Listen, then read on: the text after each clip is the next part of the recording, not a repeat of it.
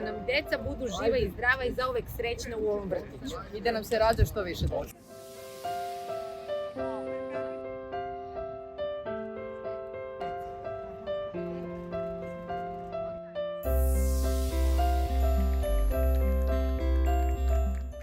Ideja potekla od građana ovog naselja. Ovo je mlado naselje, naselje koje ima puno dece, kojima fali obdanište, fali i sportske tereni. Tražili smo pomoć grada, tražili smo pomoć investitora. Grad je prihvatio tu našu ideju i u dogovoru sa gradom na ovim parcelama. Znači, ljudi su srećni, zadovoljni što se ispunjava ono što je obećano.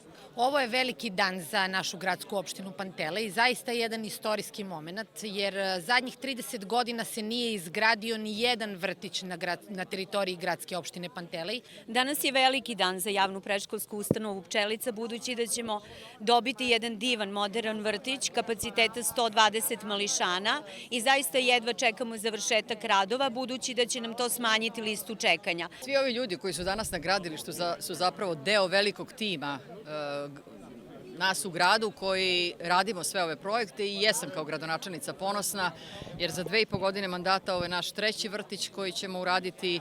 Naravno radimo i 4., a to je rekonstrukcija mesne zajednice Božidar Adžija i naravno još 2 vrtića, odnosno 3 vrtića koje planiramo. To su vrtići pre svega na mestu nekadašnje medikoterapije u Čairu, zatim vrtić u Trupolu koji čeka ovih dana lokacijske uslove i naravno nešto što smo dogovarali sa ljudima na Ledenoj steni, to je da i oni treba da dobiju jedan vrtić, naravno i pijacu i da taj prostor konačno dobije određene sadržaje koji gradska opština Palilula i zaslužuje.